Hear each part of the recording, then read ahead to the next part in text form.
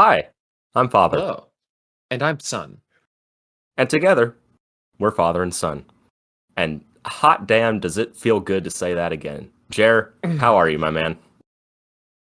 I am pretty good. Good. Well, great. We're back. Season 2. You guys didn't think we were gonna do it, did you? Definitely. Pull a little sneaky on you. I think we did tell them we would be back at some point. Yeah, I know, but literally everybody I've talked to since the moment you left for the military has been like, no, it's never gonna happen. Like what? That was so I did the father time, which was like FNS season 1.5, right? Yeah. Where it was just me hosting and I had a lot of guests on, and every guest, like they never said this when we were recording, but like after I'd completed the recording, or sometimes even before, it was usually like Charlie or Archer or somebody, they'd be like, FNS season 2 was never happening, right? And I'm like, yeah, you're probably right, but Are you we're serious? holding out hope. I'm dead serious. I am disappointed in their lack of faith in specifically me. Well, am I surprised? No. Do I disagree with them? No. I mean, I was. Well, yeah. There you go. So, what are you mad about? I can have a lack of faith in me. No one else can. Okay, fine, whatever. Jumping right into it. We're back, and we're gonna have a new sort of approach to this podcast. I would say that season 1 is going to be something that we look back on, and we're going to say, you know what, that was a nice trial run. But Jared and I both have agreed that we want it to be more focused, where we're not like jumping between wildly different topics in the same episode, and B, we're going to also at the same time be a little more lax with ourselves. We're not going to adhere to any set time limit. We're not going to go for half an hour or an hour. It's just going to be whatever. And we're not going to adhere to any specific release schedule either, since we could barely do that anyway to begin with. So yeah. Season 1 was heart garbage. Heart garbage? I heart garbage. Hot. It was hot garbage. It was a steaming pile of caca. I disagree. There were good moments in small doses. Again, it was just me lamenting my ex. That's all it was. No, that's not true. That's not true. There was a couple good moments in there. I don't regret it. There was a couple good moments. I don't regret it at all. It was really fun. But all I know is that like it felt more like a therapy session between you and me. Like it was nice, but by the end of the episode, it always at least had like 25 minutes of me just lamenting. Well, but and to that point though, we're, despite this more hopefully focused, less draggy, less awkward pause approach, we're still going to be talking about whatever we want. And I was talking to you about this the other day, because I was at a early stage of the Evco Productions videos back last year when we started this. I was at a point where I really wanted to try to be comedic and entertain people in everything I was putting out. And so I was trying to make this podcast, be something that probably neither you or I really have the chops to pull off, which is be funny 100% of the time for an hour, no less.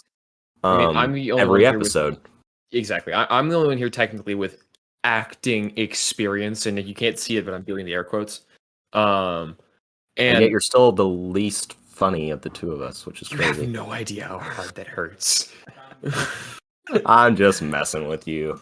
Is it right? Possibly. No. Honestly, I completely agree. There's a certain podcast out there that we were trying to emulate, and it's very clear to see that we were trying to emulate it. Yeah, anyone who listens to that podcast or has probably could guess that. Yeah, I mean, it was the biggest podcast for a very long time. It still might be, I'm not sure.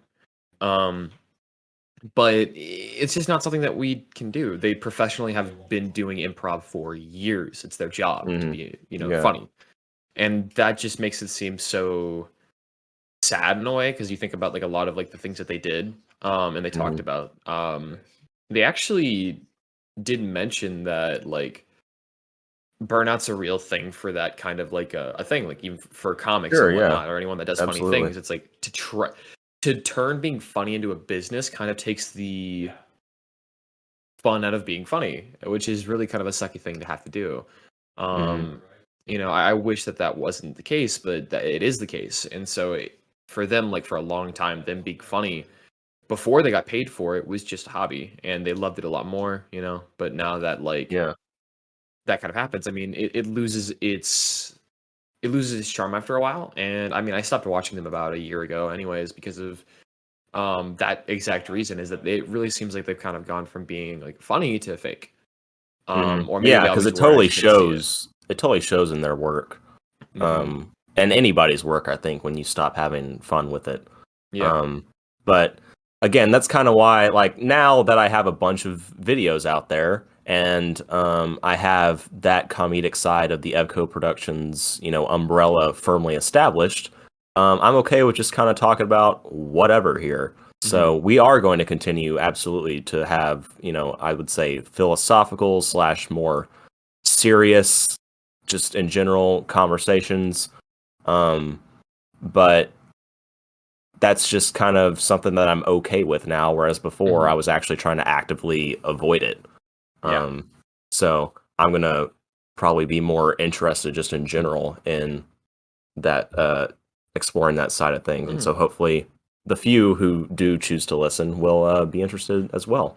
Yeah. Um, Which actually brings up today's topic, yeah. which was what happens whenever something that is in your life kind of either gets removed or changed in a very drastic, kind of instantaneous way. Like, what is the aftermath of that effect? Whether that's, you lose something or somebody leaves or anything of that nature. Or even, heck, you're not going to school anymore suddenly. Like anything of that situation, what is the aftermath or kind of like the effect that happens on a person's life after that? So that's kind of like the one that we decided to bring up. And it does kind of tie into something that did happen during the time of the ending of the FNS podcast, as season one. Which, I mean, one of the main things that happened was I left for the military, and we had to grow up quite a bit during that time because Polly and Josh. Why did I just say that? What are you Polly and talking about? Archer. Polly. Polly is a separate entity from Josh He Polish. kind of is. That's yeah, I guess you're right. Polly and Josh. I did it again. Holy Polly and shit. Archer. Archer and Polly. Let me correct that. I'm gonna say that. Sure, Archer and Polly. Um, Archer and Polly left for college. And then it was kind of just me and Evan here for a little while. And then after that, I left, and the group, we're still really, really close friends. But it's harder to hang out, especially with me being gone. They hang out a lot more than I do with them, but that's mostly because they're there. Yeah. And it's hard for me to get time to do anything because my job is a 24/7 job, as the military is. And so it's like I can get called to do something at any time. I have a lot of schooling every day, so it's like it's difficult to get in touch with them even. And I was going through a lot of like pretty hard things recently. So I was just kind of being lazy in that situation, but that was a really big change, going from having really, really close connections with my friends and being able to just go to them about almost anything, and then suddenly just not having anyone there. I mean, whether that was a good or a bad thing, it was a change. It completely rocked my world. And I honestly kind of felt like this entire like past 9 months has been sort of a fever dream. I don't really remember a whole lot of what happened besides like very certain specifics. And I think it might have been because I honestly blocked out some of the really, really bad things. Um, but even some of the good things I just don't have that great of a memory of. And I think that honestly was because of the amount of change that was happening. My brain was getting overloaded, and I was like, well, I need to stop thinking as much and just kind of like let it happen. I don't know if that's like a common thing or not, but I'll let you talk more on this one. Um, yeah, I mean, it's hard for me to say that I block anything out. I think I just have kind of a crap memory. um, But That's one way to put it. yeah, but at the same time, I am very you know, or oriented towards the idea of time and specifically of wasting time, and it is a thing that bugs me so much that if I find myself in a situation where I feel my time is being wasted and I could be doing something either more productive, more fun, or both, then yeah, I would say I actually probably block out that sort of stuff just for the sake of not having to dwell on the fact that I'm wasting hours of my life away. Which is kind of what the entirety of college in the sense of the actual going to classes part has been for me. Um, in the off in the military, and that's a big change for you. I would say that the big change for me that it is for a lot of other people, because I stayed home, I'm going to college locally. I still see most of my friends a decent amount of time. Um, but it's little things in between. It's the fact that I just think that high school, the scheduling situation there, like it lasts literally all day. You know, you have to wake up in the morning really early. You have to go to like 7 classes. You have to come home and do homework. You get probably a couple hours of free time to yourself on a weekday, which is really not enough time to dwell on the fact that you're spending most of your life doing things that you would probably care less about, you know? Whereas with college, you get like so much free time, it's probably unhealthy. And you really don't have anything to do but dwell on either how much time is being wasted or how much time you're spending doing things that maybe it's not a waste ultimately, perhaps for some of these things. Maybe classes are good or work is beneficial, but still the fact that you just have almost too much time to think. um, Hmm. I don't know. I think that the last 3, 4 years, I've just withdrawn into myself a lot. Not in the sense Hmm. that like I'm less sociable. In fact, I'd say I'm more sociable, but I have more time to withdraw into myself and to probably overthink things. Um, so Yeah, I don't no, know. That's probably I haven't done enough self analysis, in the last few months to know for sure. But if I were taking a shot in the dark, that's probably a pretty big change that I've had to grow mhm. accustomed to. No, I can totally see that. Because like having more time to think, but not necessarily more time to do, is definitely like something that forces you to start reflecting on things that have been happening. Like I would say basic was a very good example of that. I had way more time to think about stuff, but I had way less time to do anything in particular because everything that I was doing was really repetitive. My time wasn't my own. I didn't have any time to like do anything, but I had a Mhm. lot of time to think because that's all they gave us was time to think. It was a lot of hurry up and wait, which is something that if you ever hear anyone from the military talk about, they'll all know what that means. Hurry up and wait is basically what it means is get to that next point that we're going to and do nothing the entire time, or something extremely menial that doesn't actually matter, but it's going to be something to hold your time so that we don't have to deal with you. Which Mm. surprisingly is something very common in the military. It's a lot of hurry up, wait, do what we want you to do. We're not going to tell you why you're doing something only because we don't know why you're doing it either, which is Yeah. really, really, really funny. But another interesting thing I think about it is like not even just necessarily in the military, but everywhere is sometimes being too much in your thoughts, depending on who you are, can either be a really, really good or really, really bad thing. Because some people need more time in their thoughts. A lot of people don't spend time in their thoughts at all, and Mhm. have any self-reflection whatsoever. And that lack of self-reflection shows in their daily life, and they're very much frivolous and have no real grasp on time. Whereas somebody who has too much time in their thoughts um, can do something very similar, except it's in the for the exact opposite reasons. They don't use their time wisely at all because they spend all their time thinking and are afraid to do anything. And so it's like almost this duality that really brings out the mental, you know, midway that you really need is you need to think upon yourself a decent bit, but you don't need to do it too much or too little, because if you don't do it enough, then you're going to end up, being a dumb kid. But if you do it too much, you're going to end up doing nothing with your life. So it's that Yeah. interesting middle ground you got to find to Well, and that's really. the thing is like I'm not sure there is a set middle ground, you know? Like I It's couldn't different for tell everyone. you I couldn't tell you if I needed like a couple hours a day or even just a couple hours a week to sit and think and just do literally nothing but let my mind wander. You know, I can't begin to guess at what the apt time to do that would be. Um, but I I can say that for what it's worth, I think that I probably have um, accomplished a decent amount for myself with the uh, inner, inner diagnosing, I guess, almost of just myself and the way I approach life and, all my daily struggles slash experiences slash whatever.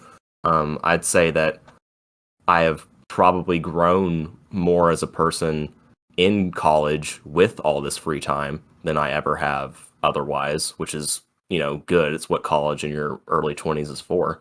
But at the same time, I don't know that I needed this much time. I would say that there's probably been days and nights where I've thought a little too much. And, there comes a certain point where dwelling on past experiences, positive or negative, that you get caught up in, I at least get caught up in what ifs and get caught up in trivial things that don't really matter.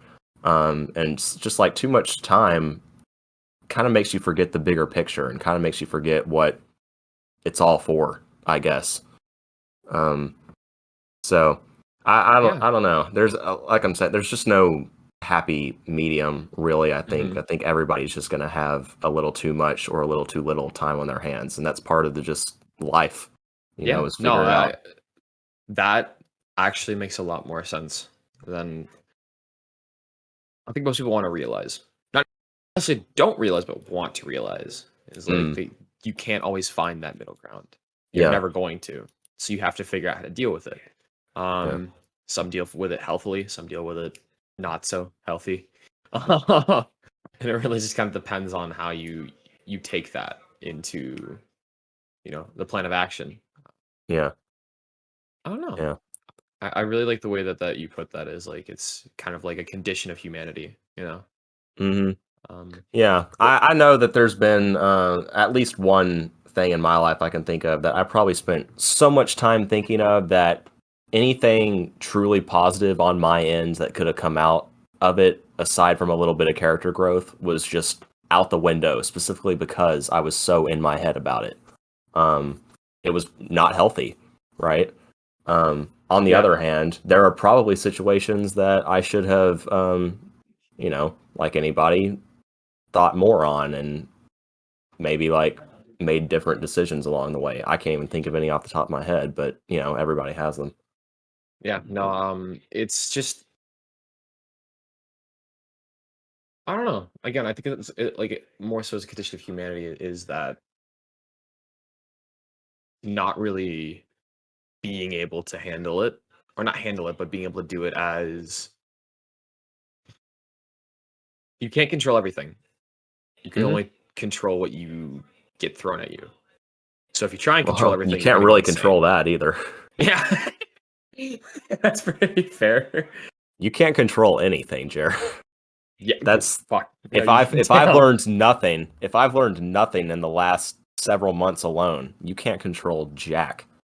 It just comes at you and all you can do is make the what you think is the best of the choices available. And to bring it back to the thinking thing, sometimes you get just a split second to make that decision. Sometimes you Yeah, get more time to try to think it over. I But just thought of a terrible joke that I was about to say, and I tell can't. it, I'm not. No, tell it. no. Jared, you know as well as I do that you cannot say the words, I just thought of a terrible joke, and then not tell the joke on a But podcast. it's inappropriate, Tell the Evan. joke. Sometimes life comes at your face, and you just gotta dodge the white bullets.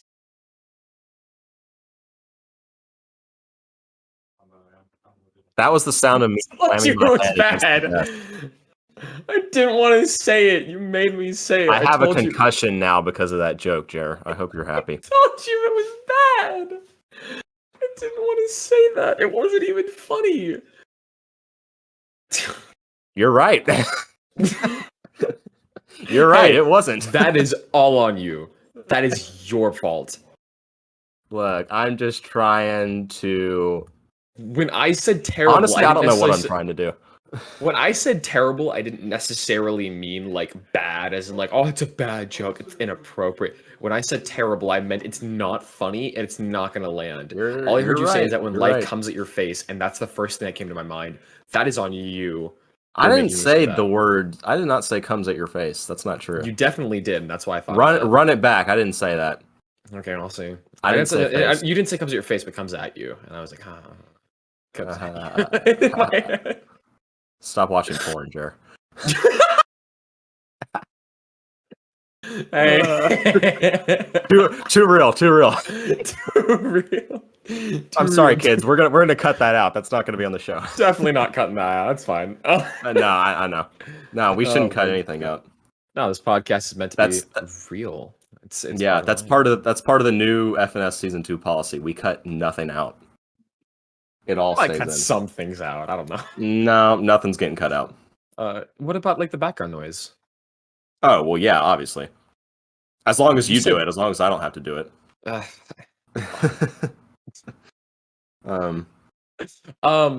yeah, I guess maybe coming back to like our original topic. Now that we've kind of like tangented enough, is that a word? Now that we've done exactly what we said we weren't going to do, and gone off on is tangent? That's not a word. Hold on. I'm a lit major. It's not a word. Yeah. You're a lit major. You're not a literary major. That's what that means. No idiot. Yeah, that's right. I'm a major in things that are freaking lit. Shut the fuck up. No, okay. We each get one bad joke. That was pretty bad. Well, you made the joke first. I did not. That's not what I meant. You said I was a lit major, but not a literary major. So I don't know how else I'm supposed to take that. Tangential is a word. Relating to or along a tangent. Get fucked on. Promise?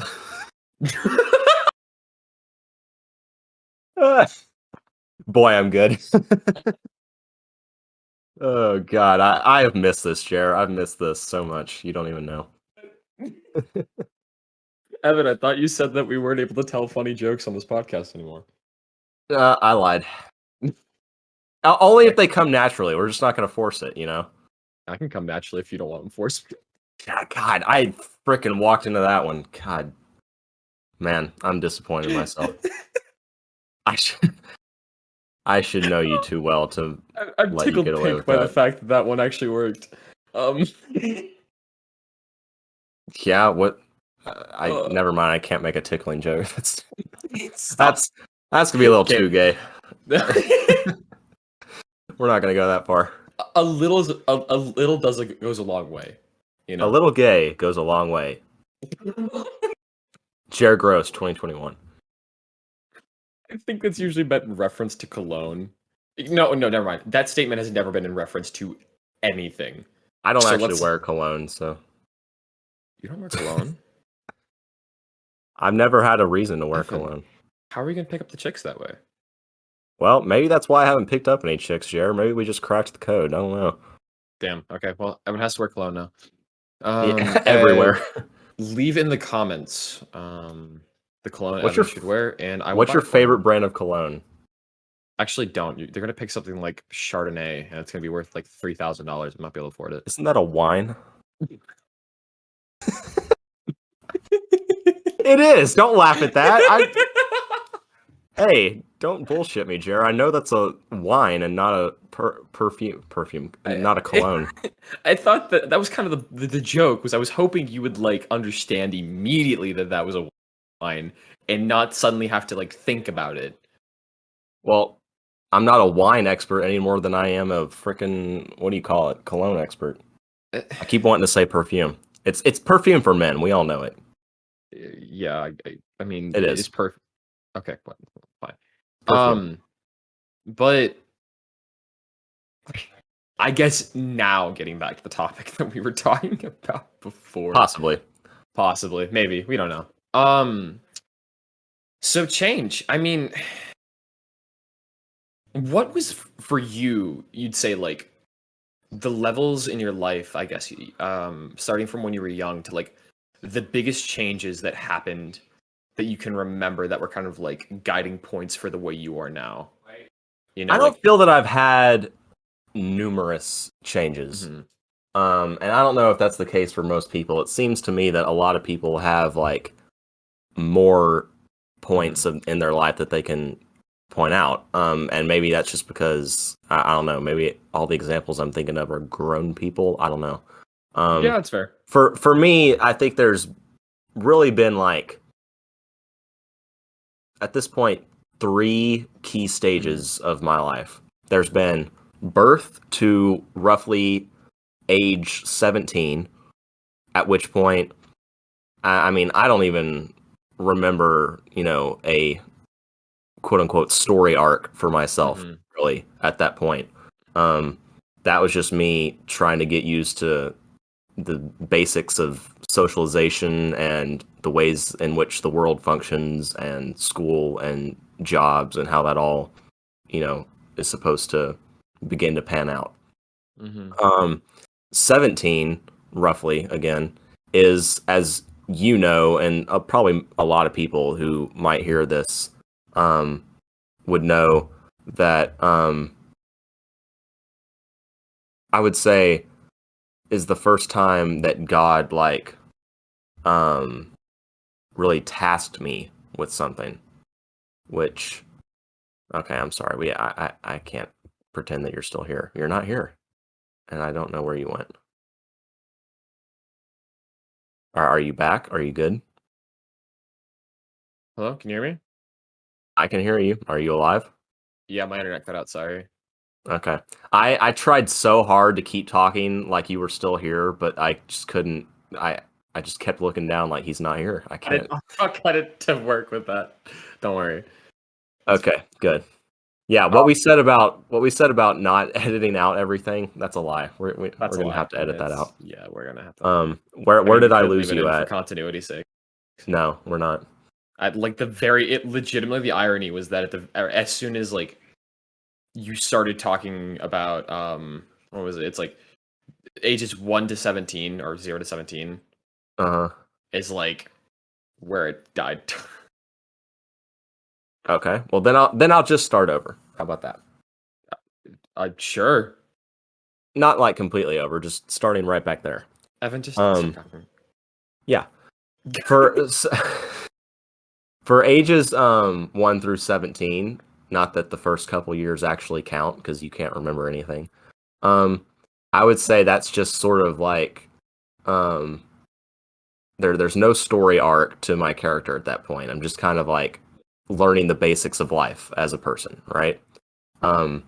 Age 17 would be, and like I can only go into so much detail without giving just a boring, autobiography on myself. But I've been raised in a Christian home my whole life, right? That doesn't necessarily mean I've always acted Christian or put any focus on it. So that's part of 17 and earlier. That's part of what that's all about. I wasn't, doing anything particularly terrible, but I wasn't doing anything particularly good either. I was just kind of floating in no man's land.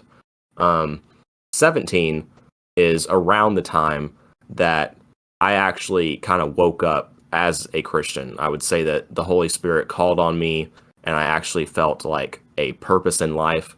And that lasted, believe it or not, like 4 years, same situation. And,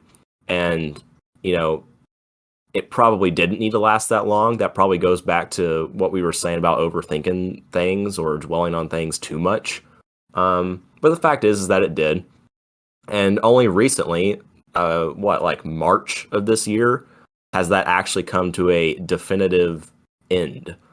And so only now, that was the second stage. Only now is when I would say I've entered the third stage of my life, which, to be honest, is kind of strange. It's not scary. It's just alien to me because I am without a clear direction for the first time in a pretty long time, like almost as long as we've known each other.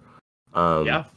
So I don't know. It's been kind of a thing of I'm just going through motions at this point, which is I don't prefer to go through chunks of life as large as a few months just going through the motions or just waiting around. But I kind of don't know what else to do right now. You know, it's like I have a totally open, at least I think I do. I think I have a totally open heart and mind, and I'm waiting to see where in life I am led to next. I'm wrapping up college. I am probably going to get a new job here in the next half year at the most, if all works out. And so I don't know. I'm kind of just seeing where it's gonna go from here. I have no idea. I have no expectations really. I think that if anything, if any growth happened as a person, it would be that like to just totally trust God in the major twists and turns of life. Like if you, I don't know, say it's a video game level. Each time you jump to a new level, it's like starting over. You need guidance all over again, almost. And so that's kind of where I'm at right now. I've completed a level or I've completed a season of television, you might say, an arc, and now we're waiting to see where the next one goes. You're waiting to hit the pool episode arc. It's okay, I know. Yeah, God, Polish promised me a beach episode before we got to the final stand, and damn it, it's just not happening so far. It'll happen one day, but it'll happen. It better not be the series finale. We'd better not have to build up to it that long. That's all I'm saying. If we are like 85 years old and all of us are like trying to run through the beach water and just like one of us breaks our back and we're just like and Paulie's like, oh, loser. Shit on. Told you there'd be a beach episode. I think I don't know why that'd be. I don't know why that's our Polish impersonation. That sounds nothing like it. I see him as a walking Twitch emote, so like I'd see him pog champing at like 85. Yeah, that's probably true. He's gonna age to look like the frickin' Pepe meme. Oh my gosh, that's disgusting. I don't like the thought of that. But I was gonna say, would you change any of it? Would you change like the things that led and kind of like guided you into that point? Would you make any alterations? That is I've come to the conclusion that is a dangerous question to ask myself, and here's why. I don't know if it's just the fact that as a very imaginative, creative person by nature from birth, I am just like my mind is just built to consider every possible option. But the fact is that it is. And so in the moment, on March of this year, the day that everything became clear to me and the last 4 years of my life suddenly had new and positive meaning to them, I thought to myself, this is awesome. Like, this is amazing. This is the best feeling ever. It's all over. It's done. And then it was probably not even a week later before I was going, now what? And it almost, like, I had to be very careful to not fall right back into my old state of mind, the state of mind I'd been in for 4 years, where I was going, man, if I was in charge of this, things would be so much different and so much better. And that's the whole lesson that I know for a fact God was trying to teach me was, I'm in charge here. I've got this. I know the best direction for you and the people in your life. And so not even a week after I learned that lesson, part of me was trying to unteach it to myself, you know? And so the answer is, yeah, I probably would do things differently. That doesn't mean it's good. That doesn't mean it's right. That doesn't mean I should do anything differently or that anyone should have done anything differently. It did all work out. and it didn't work out necessarily the way that I would have preferred, but that is the whole point. It's not going to work out the way I prefer. And so that's not a question that I let myself really entertain at this point, because there is absolutely a part of me that is very much alive and well that I have to constantly push down, that says, man, if you know who was at you know where, and I was there too, and things were just like the whole timeline was differently, and if I'd said the right thing, then this would have happened instead of what actually happened. Mm-hmm. And I have to remind myself that no, it probably wouldn't have happened, because there was, no way for me to know what to say when. Mm-hmm. I'm just making it up like anybody else. Yeah. But B, even if it did work out in my mind the way it should have, that doesn't mean it's, the right way. And so, yeah, I gotta push all that down, and it's hard, but I gotta do my best. That's probably, and this is not to toot your horn, but one of the most eloquent ways that I've ever heard somebody respond to that question. Because typically it's either, and it went in a direction that I thought that it wasn't going to go. Either that question is posed to somebody and they say immediately, emphatically, yes, I would change so many things. I would change this, this, and this, and this about myself, and about those things.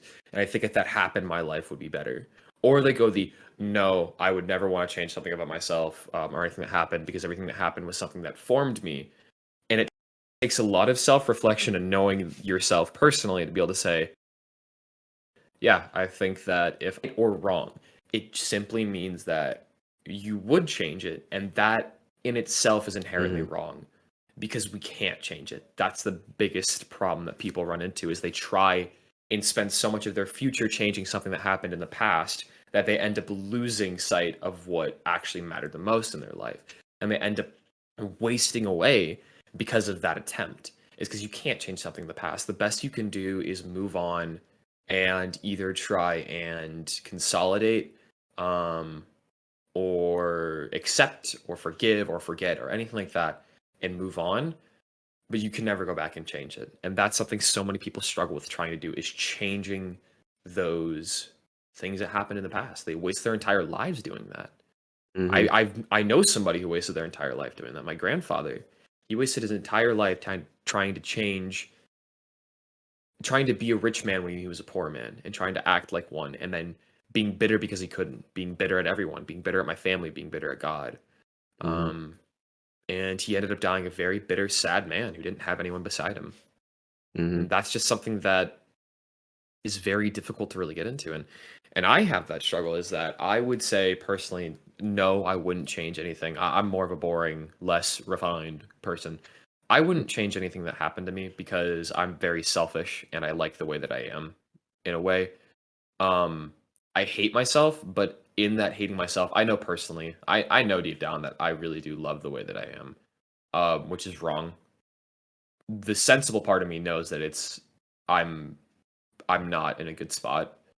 But it's almost like there's a conflicting personality inside my head that says that, it's very, this is one of the most odd phenomena that I have, is if I'm going through something or something's happening to me, right? It's almost like there's a split conversation where one part of me is you're faking it. This isn't actually happening. You're faking it. This is all what if you are just faking it? What if you're just changing your heart rate or putting on this show to make people feel pity for you? And the other part of me is no, that's not true. That's not sensible. That's ridiculous. You're definitely, something is going wrong here. And a lot of that stems from, and honestly, I hope my dad never hears this, because I feel like that would hurt him if I said this to his face, but a lot of it stems from something that my father used to do to me. Is he would always say, you're fine, you're faking it. Stop faking it, whenever I was doing something, going through something. And that made it so now sometimes I can't even tell if I'm actually in trouble or not, which leads to me getting in really bad situations where I'm actually dying, unironically, especially now I have a physical condition that's pretty messed up. But I'll be legitimately dying and try and pass it off as if nothing's happening. But that internal conflict is, for some reason, to some sick part of me, very addictive. And I think there's it's from a storyteller's perspective, there's a appeal to the idea of just in general the suffering of life. And there's a as much as I as much as my answer was yes, if I had the power, I probably would change things. At the same time, there's like an aesthetic, I guess, for a lack of a better word, to the fact that there's something tragically beautiful about life as a whole, and that you can't change things. And this isn't the right viewpoint either, but like there is, I think, in probably mostly it's again creative people like myself, people who are attuned to um, stories and seeing life as kind of its own story. But there's that appeal in watching a movie where the hero dies or the hero doesn't necessarily, maybe he wins, but he doesn't get like everything that he wanted. There's an appeal in that idea of like tragedy within victory, you know? So like, yeah, everything in my particular situation worked out in the sense that everybody is happy, healthy, safe, it's over.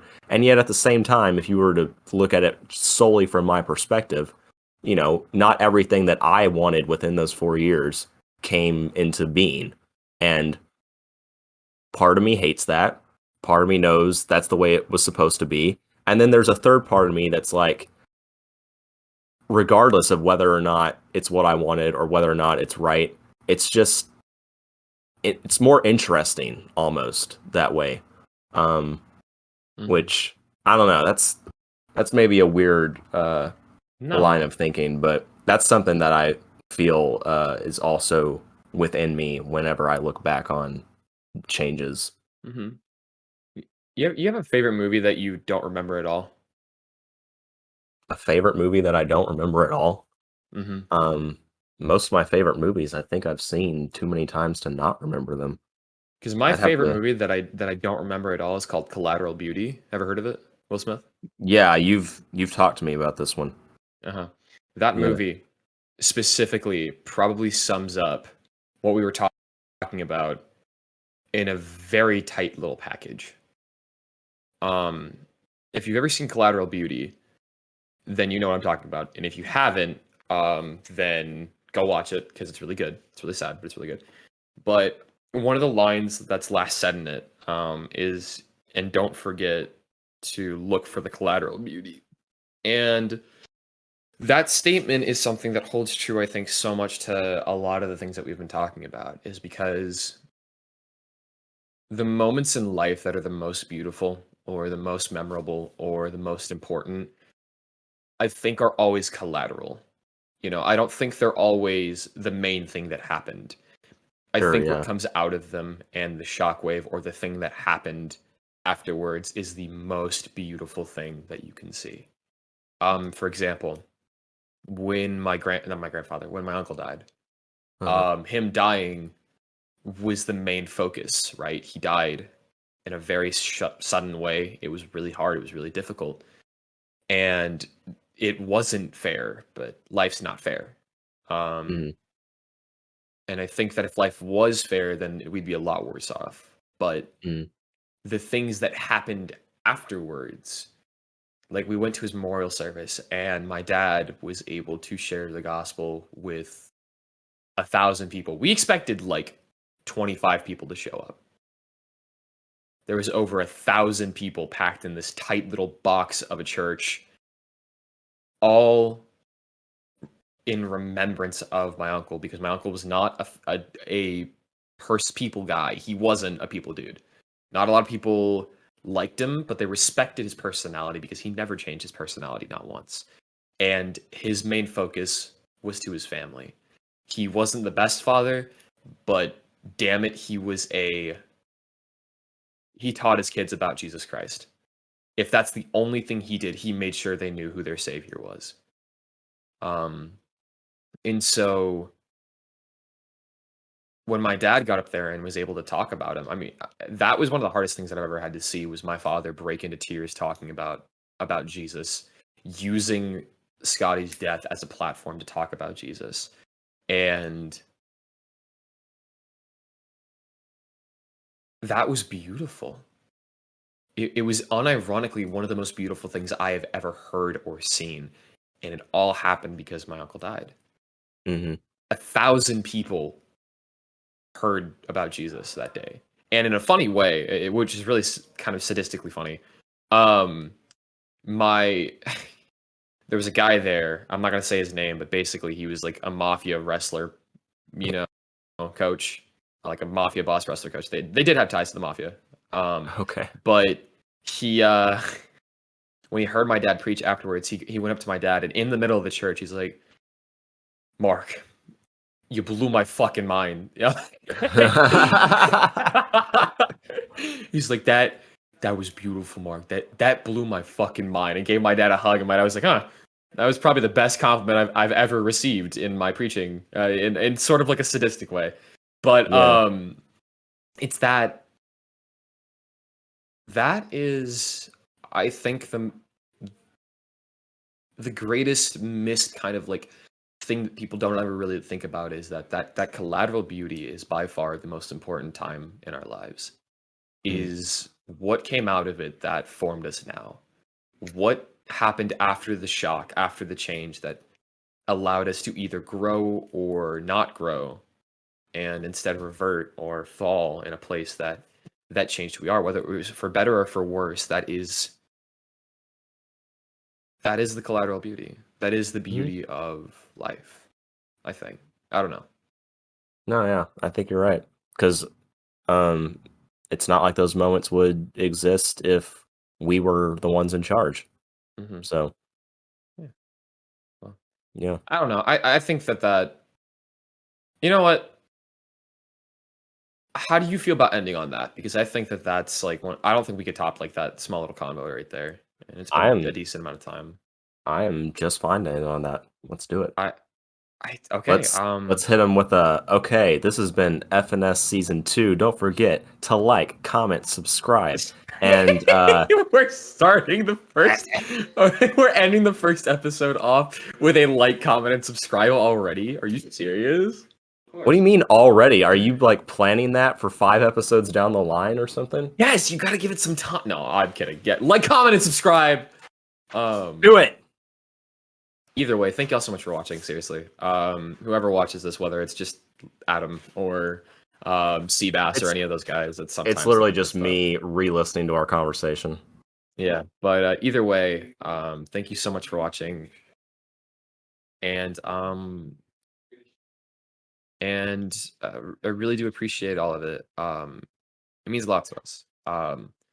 Not so much that necessarily a whole lot or not a lot of people are listening to it, but that somebody maybe got something out of the conversation that we had that they didn't have before.